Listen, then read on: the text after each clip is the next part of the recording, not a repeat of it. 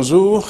Bonjour à tous, c'est vendredi et c'est la dernière édition de la semaine de la revue des Grandes Unes. Déjà, nos invités sur ce plateau vont commenter, analyser, même décrypter l'actualité telle que traitée par la presse. Mais avant, nous allons faire un tour dans les kiosques. Qu'est-ce que la presse nous propose ce matin? La Nouvelle Expression parle du Sénat. Niat à une marche seulement du perchoir, c'est le grand titre du journal. Dans le présent, un exercice a été donc reconduit à son poste de sénateur ce jour. Donc, dans le décret présidentiel, on prend les mêmes et on recommence avec notamment un saupoudrage donc qui n'apporte en réalité aucun changement selon le journal. Donc Sénat monocolore et monocorde. Donc avec tout cela, ces éléments, donc on peut comprendre de quoi il est véritablement question. Oublié, lésé et même frustré dans le même panier. Donc on parle également de ce casse-tête de Djongan à découvrir dans le même journal ce matin. Mensonge de Jeune Afrique avec la liste des sénateurs de 2013 donc en 2018. C'est dans le numéro de ce matin. Le journal parle également du ministère de la Justice avec le sort de présumés imposteurs attendu. Après 15 mois de procédure, le tribunal a donc mis l'affaire en délibéré le 25 mai. Ils sont donc 8 accusés de détournement de près de 572 millions de francs CFA au bénéfice donc des marchés fictifs. C'est en page 2 du journal La Nouvelle Expression, disponible dans les kiosques ce matin. Un autre journal disponible, c'est Info Matin, qui s'intéresse bien sûr au Sénat. Le scandale qui chasse Joseph Roland Mata. Pardon. Alors, les bijoux de famille de l'ancien sénateur de l'Est Cameroun furent exposés en 2017 donc sur les réseaux sociaux à Chiliachou et bien sûr Baba Amadou, également remercier Paul Biya, récompense bien entendu à nouveau les partis alliés, y compris notamment l'UPC qui fait donc son entrée parmi les 30 nommés. C'est ce qu'on dit également dans le journal Info Matin de ce matin, qui parle également du développement des compétences avec 27 milliards de francs CFA pour le secteur éducatif. C'est à lire en page 3 du journal Info Matin. Et puis un autre journal qui est disponible dans les kiosques, c'est L'Œil du Sahel, qui s'intéresse justement au sénatorial 2018 avec dans la Namawa précisément l'ODIL, RDPC, UNDP dévoilé justement à travers la nomination d'un nouveau sénateur aussi dans le numéro de ce matin. Donc on peut lire tout ça et on parle également de politique avec la crise au MRC à l'extrême nord et ce sont des éléments à découvrir dans le journal. Protocole dans le cadre bien sûr de 50 kg de tramol saisi dans cette localité par la douane. C'est en page 2 de ce numéro. Voilà également détective qui est dans les kiosques parle du Globetrotter à Tangandi qui fait le tour de plusieurs régions du Cameroun à la recherche bien sûr de la paix. Il fait la semence, en tout cas ce que le journal nous propose. C'est une mission commandée justement qu'il est donc en train de mener. C'est ce qu'on découvre dans la plupart des tabloïds et depuis et qu'il a engagé ce périple. Voilà donc sur ce plateau, nos invités sont là. Il y a Georges Semé, bonjour. Bonjour à vous, M. Nogo. Bonjour à tous ceux qui nous regardent encore une fois de plus ce matin. Et mes hommages à tous ceux qui n'arrêtent pas de nous envoyer les encouragements et les sympathies. Merci d'être avec nous. Alors, sur ce plateau également, il y a Camille, bonjour. Bonjour Flavien Vallon-Dongo, bonjour téléspectateurs d'Equinox Télévision et spécialement un grand bonjour à tous les sénateurs que le président de la République a nommés hier soir, particulièrement Sa Majesté Madiba Sonné, notre sénateur de Voré, et l'autre sénateur de Voré, le secrétaire général de l'UNDP, Pierre Flambon-Gaya. Je n'oublierai pas Madame Nicole Okala, sénateur du Mbam et Kim, que je n'avais pas vu. Oui. Ils sont nombreux, vous n'allez peut-être pas... Non, celle-là, je l'avais pas vu. Non, ils sont tous sénateurs. Vous n'allez pas cibler. Non, je ça sais fera pas. certainement les jaloux et je ne voudrais pas qu'on arrive à ce niveau-là. D'autres vont également réclamer les salutations. Donc on va laisser sur cette forme, leur dire merci, en tout cas peut-être à celui qui les a nommés. Alors, la presse également revient et propose d'ailleurs les listes de ces sénateurs-là, avec notamment la Nouvelle Expression qui parle de Niat Ndifendi à une marche seulement du perchoir. Bien, je crois que la nomination de M. Yann Ndifendi est un gros indicateur qui nous prouve que l'ancien président du Sénat sera certainement une fois de plus nommé comme président de la deuxième chambre de notre Parlement parce que certainement il fait des grands yeux à l'endroit de son co-caméral qui est le président de l'Assemblée nationale qui a déjà passé près de 30 ans à la chambre basse de ce Parlement et pourquoi pas lui ne ferait-il pas autant que lui. Donc je pense que c'était un gros indicateur que le président de la République a voulu lancer à l'endroit de la classe politique en nommant une fois de plus M. Niat Ndifendi. Certainement, je pense que la semaine prochaine, il sera encore une fois de plus plébiscité comme président du Sénat. Alors, le journal Le Messager fait savoir que c'est vers la reconduction d'Andoniat au poste de président du Sénat. En tout cas, il y a une très grosse fête à Bananté hier soir. Les gens ont fêté, festoyé, chanté, bu à sa cité. Bon, c'est vrai, il y a beaucoup de mauvaises langues qui supputaient sans arrêt qu'il est possible que M. Niat ne soit même pas reconduit par Paul Biya comme sénateur nommé. Mais voilà le président Biya qui vient faire mentir tous ceux qui voyaient déjà Niat pousser à la sortie. Il n'est pas à la sortie, il est reconduit comme sénateur. Et comme vous le dites, et comme le dit les journaux, c'est certainement un gros indicateur qu'il sera toujours président du Sénat. Mais ce n'est qu'un indicateur, parce qu'il peut très bien revenir comme sénateur et voir une autre personne nommée à la tête du Sénat. À la tête du Sénat. Donc, c'est un indicateur, certes, mais et surtout, va-t-il terminer le mandat du quinquennat? Ça, c'est des grosses questions. Mais toujours est-il que sa nomination, son retour sur la liste des sénateurs nommés démontre que M. le Président de la République n'est pas encore disposé à se séparer de lui. Alors, donc, ils sont nombreux. Ils ont été nommés donc, par le chef de l'État, 30 au total. Mais il y a le journal qui parle d'un sénateur UPC qu'on ne retrouve pas. Ben, personne, tout le monde est en train de scruter ces listes-là avec une loupe, mais personne ne retrouve. Bon, peut-être qu'on en sera un peu plus long, mais ce ne sont que des langues qui l'affirment. Mais par contre, on sait que le deuxième sénateur de l'UNDP, par exemple, c'est M. Djafarou, membre du comité central de ce parti, qui a été nommé. Et l'UNDP se retrouve avec non seulement 2 sénateurs, mais se retrouve comme la 3e force du Sénat, puisque le RDPC en a 60... enfin, on a parlé de 63 au départ, mais bien entendu, vous allez dire élu. La deuxième force, c'est le SDF, avec 7 sénateurs, et la 3e, c'est l'UNDP avec 2 membres. Les autres, c'est un sénateur.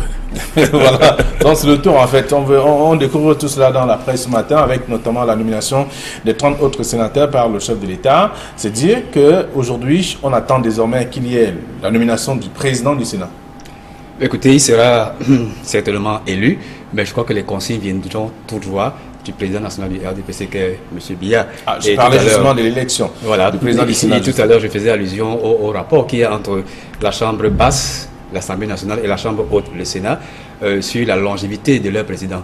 M. Kavaye Djibril, je crois, a déjà dépassé les 30 ans au perchoir de l'Assemblée nationale. Et pourquoi monsieur le président du Sénat, qui n'a fait que 5 ans, n'entamerait pas un autre mandat? Mais je crois que, comme le disait le doyen tout à l'heure, l'indicateur significatif de sa nomination prouve que le RDPC ne veut pas changer de musique et que certainement M. Niat Difeni sera élu comme président du Sénat. Tout à l'heure, vous faisiez allusion d'un sénateur nommé UPC qu'on ne retrouvait pas. Je pense qu'il est encore un peu trop tôt de fouiller dans ces personnes qui ont été nommées, qui appartient à tel appareil ou alors qui appartient à tel autre, parce que vous savez que c'est un acte discrétionnaire des chefs d'État et parfois il va puiser très loin, même parfois à contre-pied des formations politiques dont les membres sont nommés. Donc la presse va peut-être scruter liste par liste, nom par nom, ceux qui ont été nommés, et certainement les téléspectateurs sauront dans les prochains jours qui est qui dans ces personnes qui ont été nommées par les chefs de l'État. Alors, il y a ceux qui ont raté l'examen, on va le dire comme ça. Il y a bien entendu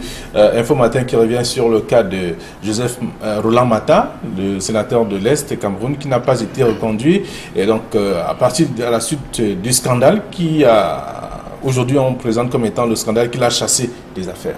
Oui, mais il n'est pas le seul. Il y a aussi le fils de... il y a aussi le sénateur Baba Madou, qui n'a pas non plus été reconduit, certainement à cause du fait que son fils, sur les réseaux sociaux, on avait vu les photos des vidéos de son fils en train de brasser des centaines de billets de 10 000 francs. Il y a aussi le cas du sénateur Mata aussi, que l'on avait vu nu. Bon, est-ce que cette opération avait été montée par des gens qui voulaient détruire son image et faire qu'on ne le nomme plus? Ça reste à savoir. Toujours est-il qu'il y a, comme vous le dites, certains qui ont été recalés. Il y en a d'autres aussi qui, contre toute attente, sont revenus, tels par exemple Chief Moukete, après sa sortie sur le fédéralisme dans la Jeune Afrique, et toute la polémique qui s'en est suivie. Il y en a beaucoup qui se disaient que cette fois-ci, le président de la République va tout simplement le regarder de de travers. Malheureusement, il a remis en selle, et ce qui fait que il y a effectivement des sénateurs qu'on n'attendait plus, il y a des sénateurs qu'on n'attendait pas. Par exemple, Albert Mbida, voilà. Grand journaliste de la CRTV, enseignant en communication, on ne l'attendait pas, mais le voilà aujourd'hui qui se retrouve sénateur de sa région. Très bien.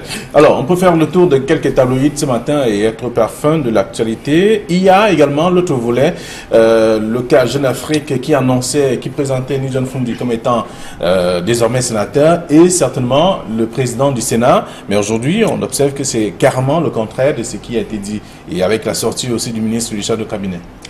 Moi, je pense que Jeune Afrique n'a fait que son travail parce qu'en dehors de Jeune Afrique, bien évidemment, la presse locale avait été en possession de certaines informations selon lesquelles il y avait des tractations entre le SDF et le RDPC pour que M. Fundi soit effectivement nommé sénateur et pourquoi pas bénéficier d'un certain poste important dans le bureau du Sénat. Mais malheureusement, Jeune Afrique, comme les autres médias locaux, se sont fait démentir par l'acte de nomination du chef de l'État, mais ça ne veut pas dire qu'on était complètement hors de la plaque. Certainement, les tractations n'ont pas abouti et on a malheureusement eu ce résultat où le SDF, aucun sénateur SDF n'a été nommé, ce qui fait que, bien évidemment, il n'aura pas il sera impossible pour ce parti de former un groupe parlementaire. 7 sénateurs, ça ne suffit pas pour former un groupe parlementaire, donc c'est l'une des raisons à tirer de de ces nominations, mais je pense que la presse a fait son travail. On avait quelques bribes de ce qu'il y avait des tractations entre le RDPC et le SDF pour que M. Fundi entre dans le Sénat, mais malheureusement, certainement, ces tractations n'ont pas abouti et c'est ce qui a conduit certainement à ce que le SDF aujourd'hui se retrouve seulement avec 7 sénateurs. Alors, vous aurez à faire le tour donc dans la presse ce matin. Vous voulez revenir sur le sujet? Oui, non, moi je voulais vous dire que ce qui me fait rire dans cette histoire, c'est cette situation qui se trouve entre les délégations du SDF de n'avoir pas eu la moindre tractation ou la moindre proposition de la part du pouvoir. Et cet autre qui présentait John Fundi comme peut-être la personne qui serait éventuellement nommée par Paul Biya. Mais seulement, l'autre aussi, il y a la question des attentes. Parce que pendant que les gens étaient en train de spéculer et de supputer, il y a des gens aussi qui attendaient que le président Paul Biya nomme 3 sénateurs du SDF pour que le SDF se retrouve avec un groupe parlementaire. Vous ne me direz pas que si jamais le président Biya avait nommé 3 députés du SDF, ce parti n'aurait pas été content. Il aurait certainement été content de se retrouver avec un groupe parlementaire, mais il n'aurait pas craché dans la soupe en disant que pourquoi est-ce que Paul Biya a nommé 3 sénateurs. Donc c'est une situation assez ambiguë. Donc aujourd'hui, que le SDF se retrouve avec 7 sénateurs, c'est son score. Mais seulement, certainement que le SDF attendait que Paul Biya nomme 3 autres sénateurs pour pouvoir obtenir un groupe parlementaire. Et parmi ces sénateurs-là, pas John Fundi. Et c'est la même presse qui faisait savoir que le SDF n'attend pas les nominations. Le SDF profite ou alors gagne ses batailles à travers les urnes. Et c'est ce que le SDF a pu avoir, enfin, ce qui a conduit à avoir donc 7 sénateurs, comme on a vu. Donc les nominations ne font pas partie des rêves, en tout cas du rêve donc, de ce parti politique, selon bien sûr quelques acteurs. D'autres conclure que le SDF n'espérait pas que Paul Biya nomme 3 sénateurs? Pas vraiment, de toute façon. En tout cas, on va lire ça dans les journaux. La Nouvelle Expression, Info Matin et bien d'autres tabloïds. Alors, le quotidien de l'économie, Georges Sémé, que vous avez parcouru, parle bien sûr de Paul Biya, qui n'a ramené qu'un don de 33 milliards de francs CFA, un peu plus, de la Chine, contrairement à ce qu'on a présenté comme étant pratiquement les 400 milliards, et qui était donc, qui permettent aujourd'hui à ce pays de bénéficier de quelques avantages venant donc de la Chine. Bien, écoutez, moi je ne partage pas du tout cette une de nos confrères du quotidien de l'économie. À l'issue de la visite du président de la République en Chine, il y a effectivement eu au moins 5 contrats gagnants-gagnants qui ont été signés entre le Cameroun et la Chine. Il ne s'agit pas des dons. Peut-être nos confrères se sont un tout petit peu fourvoyés sur le sens. Je pense que le président de la République est venu avec des retombées concrètes qui concernent les secteurs infrastructurels et qui sont des aides directes de la Chine qui sont accordées au Cameroun. Il ne s'agit pas du tout des dons et moi je pense que peut-être à moins que nos confrères ne soient rentrés dans les secrets des contrats qui ont été signés entre le Cameroun et la Chine, cette information pour moi n'est pas une information correcte. Il y a eu des financements, des accords qui ont été signés entre les deux pays et ce sont des accords de financement direct. Il s'agit aucunement des dons dans le sens primaire du terme. Voilà, donc ça fait le tour. En tout cas, le journal dit avoir mené ses enquêtes au lendemain, bien sûr, de ce voyage qui a suscité qui suscite d'ailleurs beaucoup de remous aujourd'hui, comme quoi les réalités ne sont pas les mêmes. Je suis tout à fait d'accord avec l'analyse de José, mais surtout que le titre même de ce journal, que le Cameroun n'a ramené qu'un don, c'est-à-dire que c'est une formulation assez réductrice pour dire que le Cameroun devait ramener ou voulait ramener quelque chose de plus. Non, moi je pense que comme l'a dit Georges Sémé, comme le savent beaucoup d'analystes politiques, le président Biya a fait un déplacement en Chine qui aurait peut-être pu être beaucoup plus positif si effectivement il avait été accompagné des opérateurs économiques camerounais. Bon, mais quant à savoir ce qu'il a ramené exactement, moi je pense qu'il faudra attendre un peu pour qu'on soit fixé sur le détail. Alors, dans le quotidien de l'économie, le journal parle également des déficits de formation qui plombent bien sûr l'essor de l'artisanat au Cameroun. Ça, c'était une rencontre à Yaoundé, un autre sujet que je vous invite à lire. Également, ce matin, Détective s'intéresse à un sujet parlant notamment du Globetrotter qui fait le tour des régions. Il y a à Tangandi, c'est le chargé de mission qui est en mission commandée, en tout cas selon le journal. Bien, M. Tangandi, depuis qu'il a été nommé, se fait voir partout en ce qui concerne non seulement ses fonctions du secrétaire général du Conseil national, secrétaire permanent du Conseil national de la sécurité, mais également dans ses nouvelles fonctions de ministre de l'administration du territoire. Moi, je pense que c'est à mettre à son actif parce que vous savez que c'est un personnage qui a été très très impliqué dans la crise anglophone et actuellement il veut imposer sa marque. C'est pour ça donc qu'il effectue tous azimuts ses missions dans les régions concernées, mais également dans les autres régions qui ne sont pas impliquées directement avec la crise anglophone. D'un autre côté, il prend également des mesures régaliennes dans ce qui concerne l'assainissement du secteur de la sécurité et l'administration territoriale dans notre pays.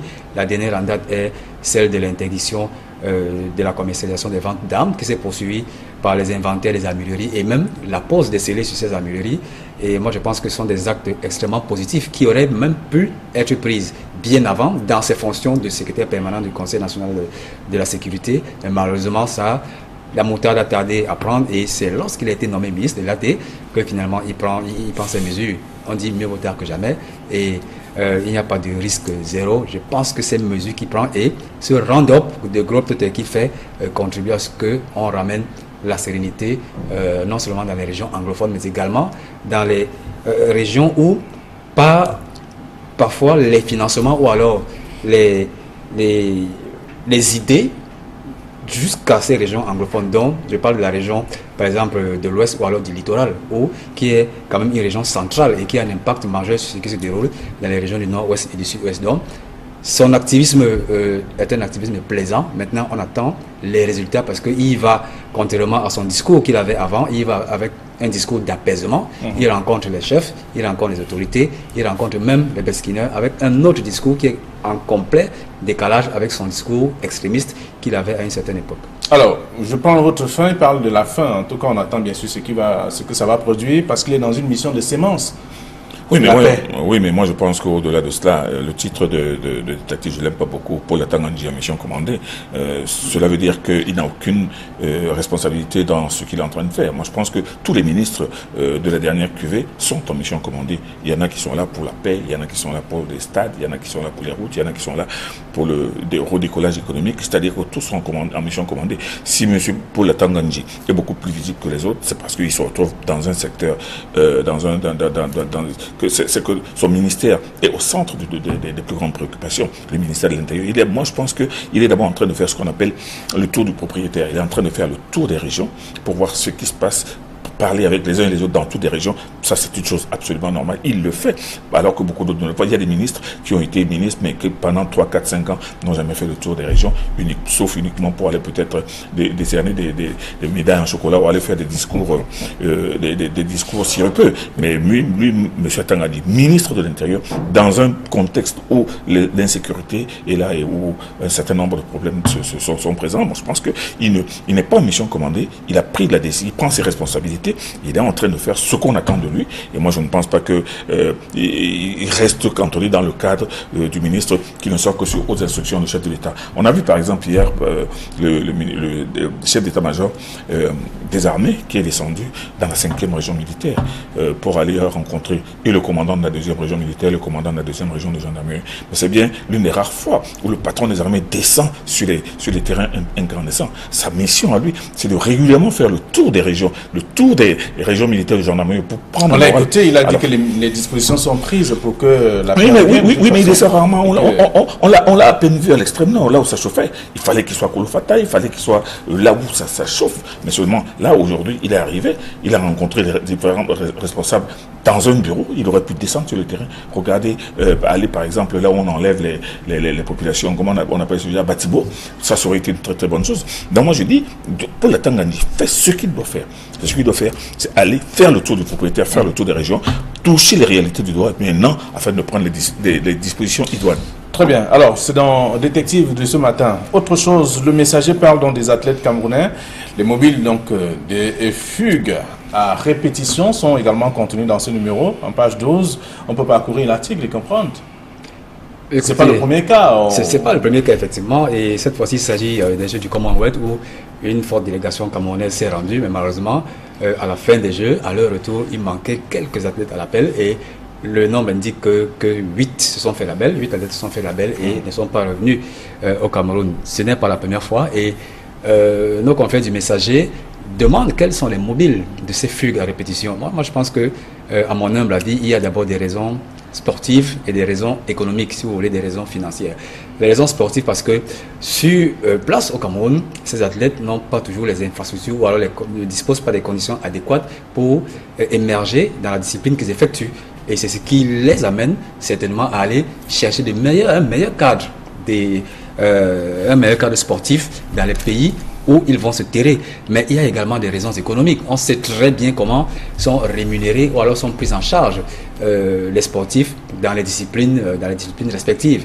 Ce n'est pas du tout la joie en ce qui concerne la rémunération et la prise en charge financière.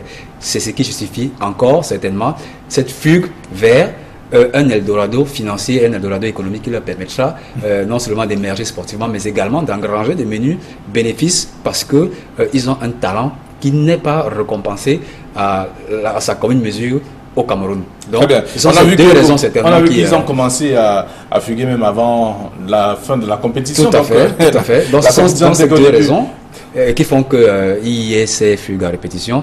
Je pense que les autorités devraient quand même donner à réfléchir à nos autorités sportives, à nos autorités politiques, parce que ce n'est pas la première fois et on n'a pas tiré la leçon des précédentes fugues et on en revient encore à ce que lorsqu'il y a une compétition internationale, il y a des fugues. Donc ça veut dire qu'il y a un problème au niveau managérial, au niveau politique, qu'il faut absolument recadrer. Très bien. Camille, et là on parle du sujet depuis le début de la semaine, depuis même la semaine dernière, mais cette fois encore dans le journal, le même journal Le Messager, on parle d'Amnesty International qui parle de 235 personnes qui risquent la peine de mort au Cameroun.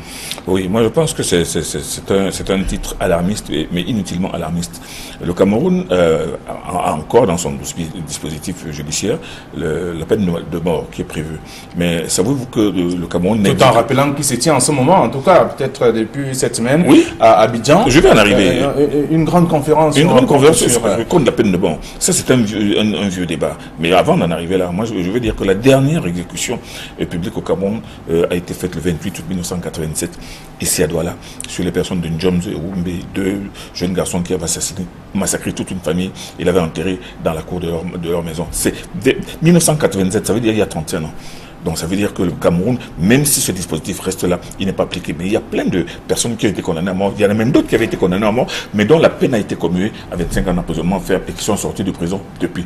Exemple, Madame Dikoum, qui après l'assassinat de son époux avait été condamnée à mort, mais elle est sortie de prison 25 ans après. Ça veut dire que le Cameroun applique quand même avec souplesse cette disposition prévue, mais qui n'est pas systématiquement approuvée depuis très longtemps. Le débat qui est aujourd'hui sur la peine de mort, moi je pense qu'il perd de sa substance. Parce que si les gens avaient mis ce débat en selle dans les années 81, après l'affaire Anouchi, vous vous souvenez, ce garçon, la fameuse affaire du pull vert rouge, qui avait tué qui avait été accusé d'avoir tué une petite fille, mais que par la suite, après son exécution, on a estimé que non, ça avait été une erreur judiciaire. Les gens ont commencé à se poser des questions, non seulement sur l'exemplarité aussi de la peine de mort. C'est-à-dire, si vous tuez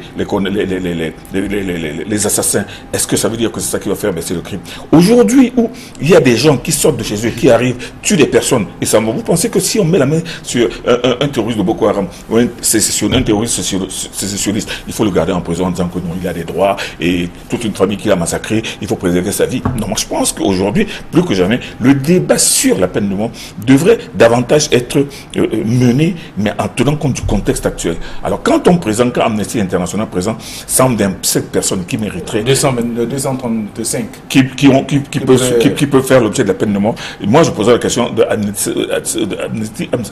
Amnesty International de savoir combien de personnes ont été exécutées au Cameroun depuis 1960 sur la base de la peine de mort qui existe. Donc moi je pense que c'est un débat alarmiste et inutile dans un contexte où le Cameroun lui-même est en insécurité, où nous avons des problèmes de morale, et où on commence à nous dire que non, ces personnes-là, si elles sont condamnées à mort, il ne faut pas les tuer parce que ces personnes-là, on va les tuer. Alors que ces personnes ont tué. Très bien. Alors, c'est le rapport 2017, en tout cas d'Amnesty International, qui le revient. Le doyen a été très explicite sur le sujet. Moi, je pense que l'arsenal juridique camerounais est doté de... conserve encore la peine de mort depuis des lustres. Mais comme il a indiqué, la dernière exécution dans la peine de mort date de 31 ans. Donc, ça veut dire que c'est une peine qui existe, mais elle n'est pas appliquée. Contrairement à d'autres nations, je prendrai l'exemple des États-Unis. Est-ce que ce n'est pas cette forme qui revient sur le terrorisme, là, un peu sous la forme de ce cas de terrorisme qui fait le tour, en tout cas, qui a quand même secoué aussi la population à un moment où on parlait justement de ces cas qui revenaient et qui permettaient aujourd'hui de voir qu'il y a des gens qui peuvent être condamnés sous la forme de terroristes. C'est-à-dire en fonction de la dernière loi sur le terrorisme, c'est justement. Je vais vous surprendre. Le facteur terroriste aurait même contribué à ce que la peine de mort soit appliquée. Mais malheureusement, le Cameroun n'a pas cédé à cette pesanteur de la loi antiterroriste et a continué à arrêter, à réprimer les terroristes, mais sans les exécuter. Alors que, logiquement, ils mériteraient que la peine de mort leur soit appliquée. Donc, la sortie d'Amnesty International est une sortie peut-être opportune, mais qui est un peu anachronique, en complet déphasage avec la réalité sur le terrain. La peine de mort n'a pas été appliquée depuis des années au Cameroun. Elle existe dans notre pays. Contrairement, je voulais dire tout à l'heure, à des États qui sont dits très démocratiques, je prends l'exemple des États-Unis, qui sont dits des États respectueux des droits de l'homme, respectueux de la démocratie, mais qui appliquent la peine de mort, la sentence, sans état d'âme. Voilà, sans état d'âme. Et je crois que Amnesty International a très mal fait, peut-être ils sont dans ce rôle, mais ils ont très mal fait de prendre cet exemple sur le Cameroun, alors qu'il y a des cas plus patents dans d'autres pays qui sont des pays qui appliquent. Il faudrait aussi qu'Amnesty International aille faire le décompte des gens qui sont aux États-Unis dans ce qu'on appelle le couloir de la mort, c'est-à-dire qui attendent d'être exécutés. À ce moment-là, je pense que son rapport serait plus complet. Et pas dans un petit comme le Cameroun, un petit pays comme le Cameroun, qui n'applique pas la peine de mort depuis 31 ans. Mais aux États-Unis, on applique tous les jours. Très bien. Alors, on va dire un mot avant de sortir sur Photocall, le du Sahel. C'est vrai qu'on sera le soin au lecteur d'aller découvrir on parle de saisie de 50 kg de tramol dans cette partie du pays. C'est pas la première fois également. La douane continue toujours de saisir le tramol. C'est énorme, c'est énorme. Et surtout quand on connaît les dégâts que cause ce produit psychotrope sur la santé et sur la jeunesse qui elle-même, dès qu'elle en prend, vraiment, elle devient complètement folle.